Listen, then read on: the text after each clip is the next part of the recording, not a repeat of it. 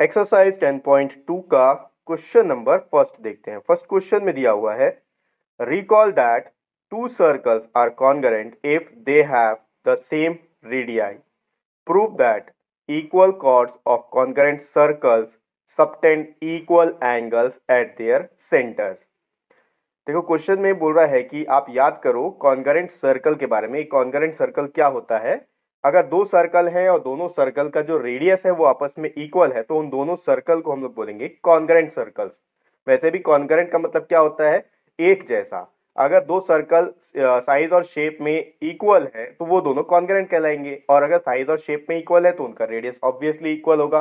ठीक है, तो अब यहां पर आपको प्रूव करने के बोल रहा है कि prove that equal chords of congruent circles, यानी कि अगर उन दोनों सर्कल का जो कॉर्ड है वो इक्वल है तो जो एंगल सबटेंड होगा उस कॉर्ड से दोनों ही सर्कल का सेंटर पे वो इक्वल होगा। देखो ये जो है कुछ कुछ थ्योरम 10.1 जैसा ही है जो कि हमने प्रीवियस वीडियो में डिस्कस किया था इस एक्सरसाइज के इंट्रोडक्शन पार्ट में। अगर आपने प्रीवियस वीडियो नहीं देखा है तो उसका लिंक आपको वीडियो के डिस्क्रिप्शन बॉक्स में मिल जाएगा, आप जाके उसको जरूर देख लेना। ठीक है, तो चलिए अभी अपन को प्रूव करना है कि अगर दो सर्कल कॉन्ग्रुएंट है और उन दोनों सर्कल में इक्वल लेंथ का कॉर्ड है तो उनसे जो एंगल सबटेंड होगा सेंटर पे वो दोनों इक्वल होगा। ठीक है, तो चलिए व्हाइट बोर्ड की तरफ चलते हैं और इसको सॉल्व करते हैं।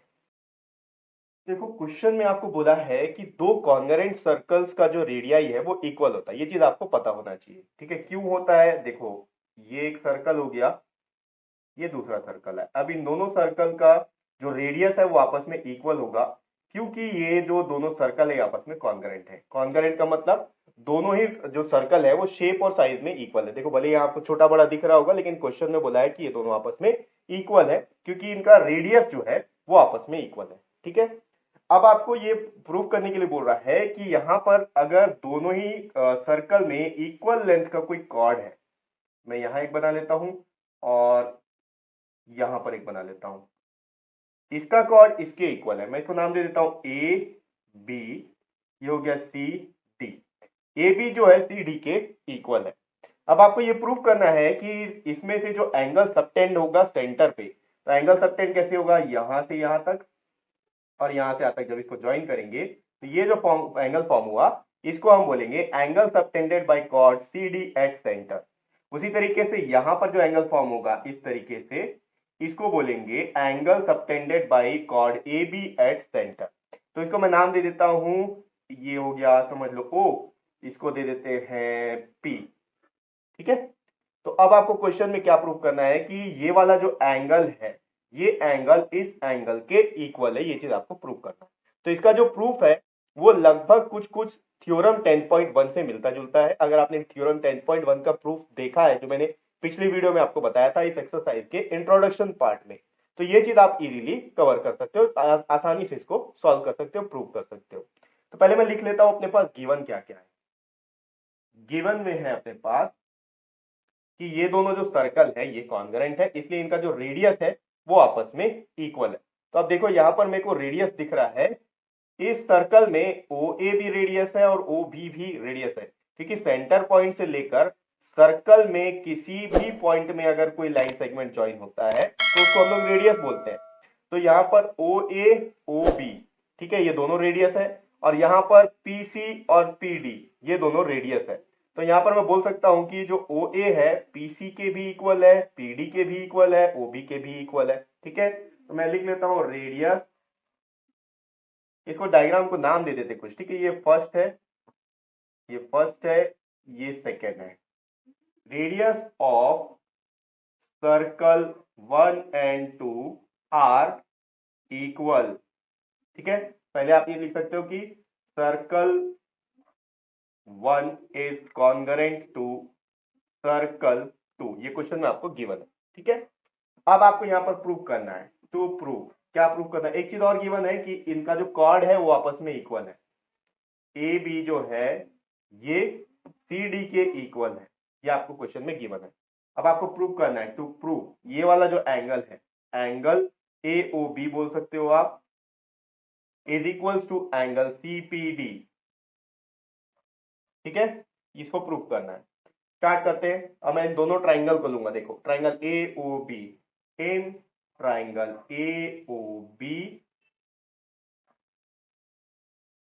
And triangle CPD।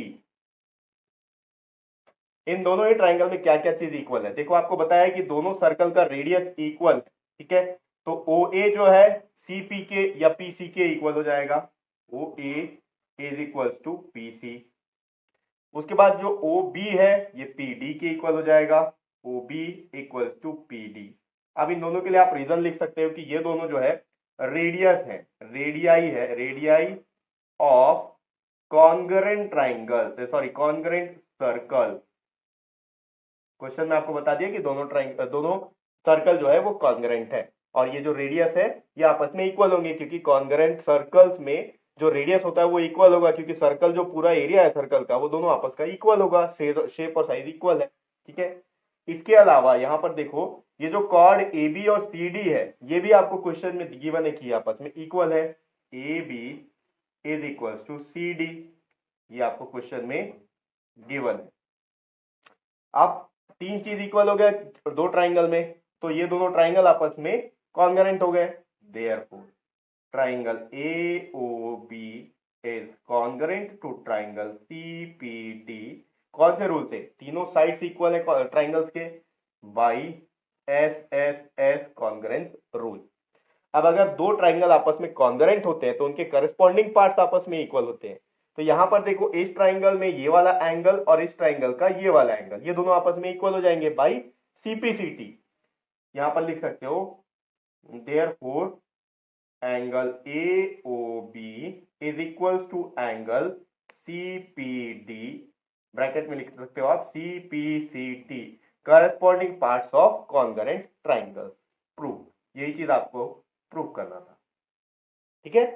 तो ये हो गया एक्सरसाइज 10.2 का फर्स्ट क्वेश्चन, और नेक्स्ट वीडियो में अपन इसका अगला क्वेश्चन देखेंगे। नेक्स्ट वीडियो का लिंक आपको इसी वीडियो के डिस्क्रिप्शन बॉक्स में मिल जाएगा।